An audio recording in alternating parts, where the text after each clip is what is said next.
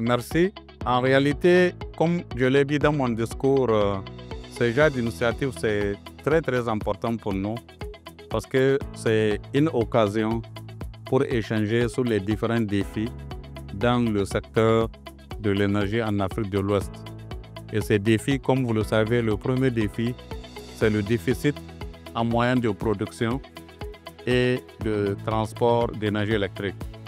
L'autre, parce que la demande n'est que couverte aujourd'hui à 60%.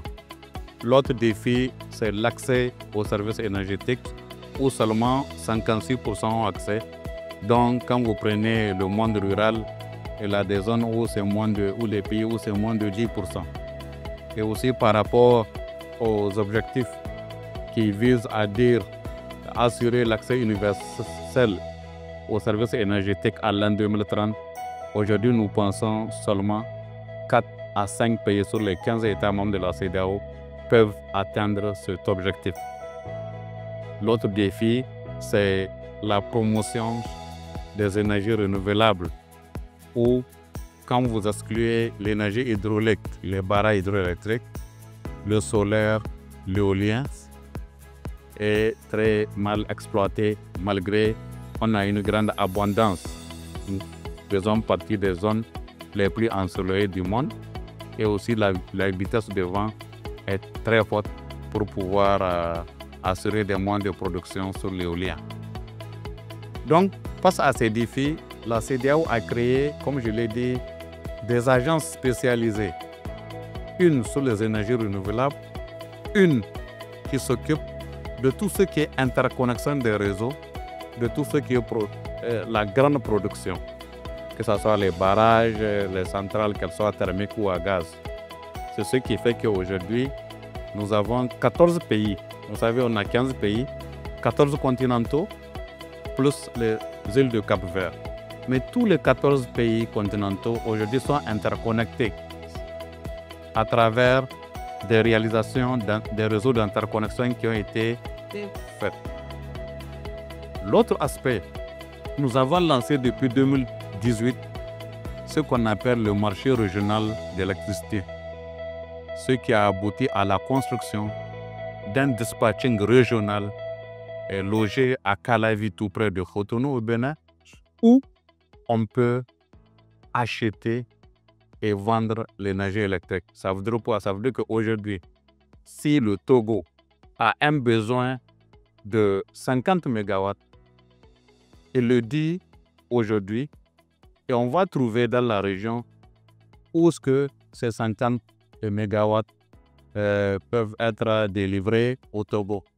Peut-être 20 du Libéria, 30 du Sénégal ou vice-versa. C'est ça l'objectif. C'est comme une bourse en fait, de valeur, mais d'échange d'énergie. Parce que ces échanges aujourd'hui sont très faibles. C'est moins de 10% qu'on a comme échange, comme transaction transfrontalière en matière d'énergie. Donc, nous voulons accroître ça. C'est pour ça que c'est très important. Les infrastructures sont là, le bâtiment est là. Tout ce qui est équipement électromécanique, c'est fait. Tout ce qui est équipement de transmission de télécommunications, informatique, c'est fait. Mais le reste, c'est une question de produire l'énergie à grande échelle, la vendre là où on a besoin. Le reste, c'est une question du tarif. À quel tarif? Et nous pensons que, comme c'est une compétition, les producteurs sont obligés de faire des tarifs compétitifs. Parce que aujourd'hui, nous avons les tarifs les plus chers même, hein, pas l'un des plus, c'est les plus chers même au monde. Avec, vous savez, une population qui n'a pas beaucoup de capacité de pouvoir d'achat. Mais donc pour accéder à l'électricité aujourd'hui, c'est très cher. Presque 3 fois l'Europe ou 4 fois l'Europe. Et peut-être quand vous prenez le Japon, 5 fois plus que l'énergie électrique qui est vendue au Japon. Donc, juste, je vous donne un avant-goût de quelques défis que nous avons.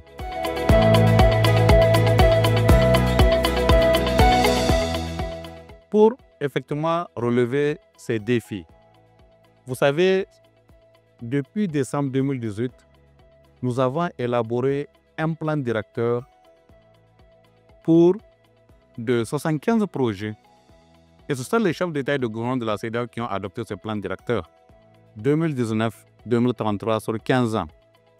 75 projets de production et de transport pour 37 milliards de dollars comme coût.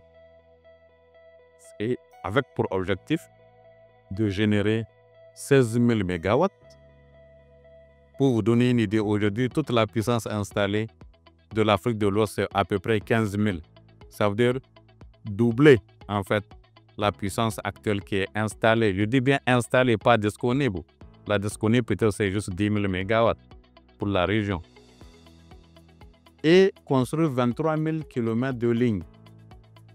Déjà, à travers ce schéma directeur, il y a des lignes qui sont déjà construites d'interconnexion. Par exemple, entre la Côte d'Ivoire, le Libéria, la Sierra Leone et la Guinée, 1300 km.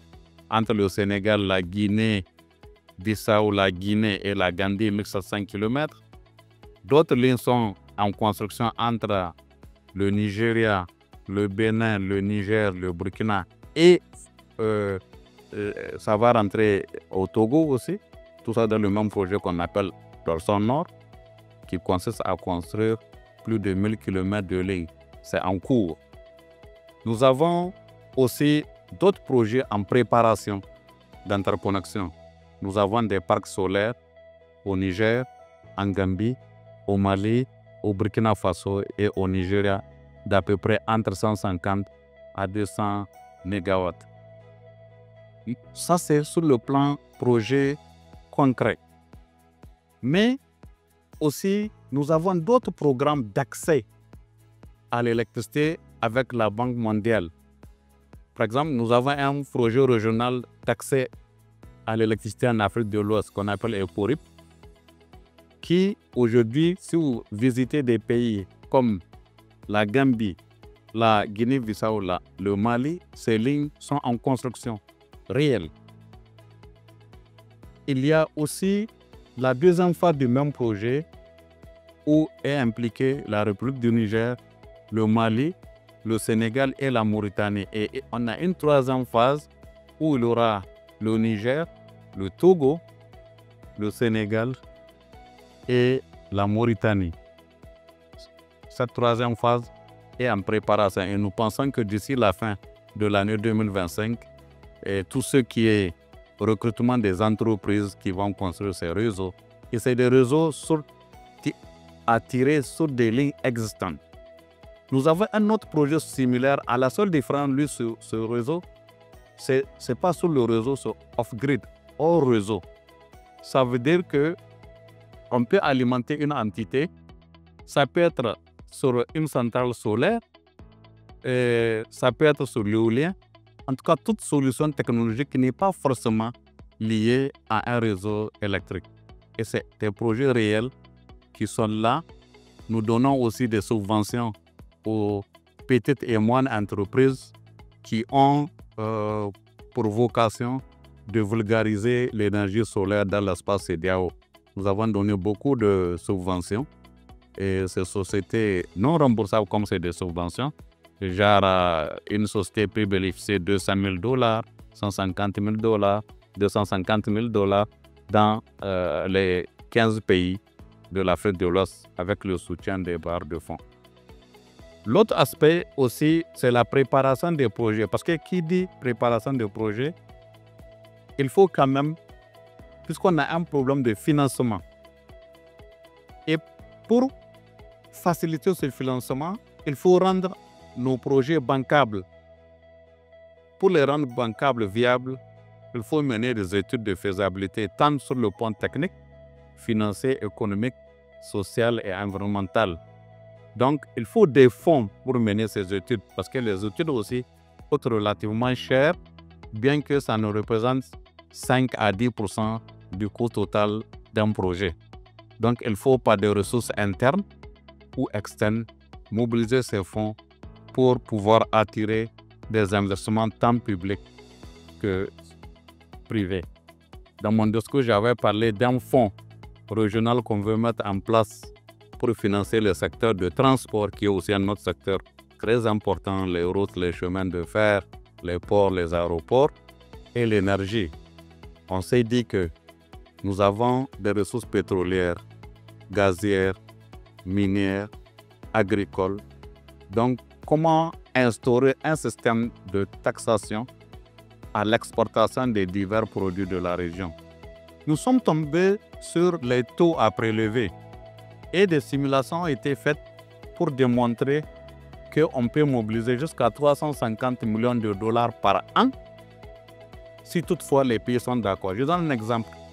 Quand vous prenez le Togo, vous avez du phosphate, vous avez le coton. La Côte d'Ivoire, café, cacao et l'or. Le Ghana, café, cacao et l'or. Le Sénégal, bientôt, ils vont exploiter le gaz et le pétrole. Le Niger à l'uranium, le pétrole et l'or. Le Burkina et le Mali, beaucoup d'or, avec aussi beaucoup de coton. Donc, c'est tout ce similaire. Le Nigeria, donc évidemment, c'est fondamentalement le pétrole et le gaz qu'ils exportent. Donc, ils font des recettes. Donc, il faut chercher comment taxer cette exportation et pour pouvoir mobiliser des fonds et assurer le financement des infrastructures, qu'elles soient d'énergie, de transport, de l'eau, prendre l'eau potable dans les villes pour éviter que, dans les villes et surtout les zones rurales, qu'on ne trouve plus quelqu'un qui boit l'eau des rivières ou des mares à ce 21e siècle en Afrique ou de l'Ouest. Donc c'est vraiment un grand défi pour nous. On fait beaucoup d'efforts et je dirais que s'il y a un secteur où la CEDEAO a fait beaucoup de progrès, c'est dans le domaine de l'énergie. Il faut reconnaître que beaucoup d'infrastructures ont été réalisées.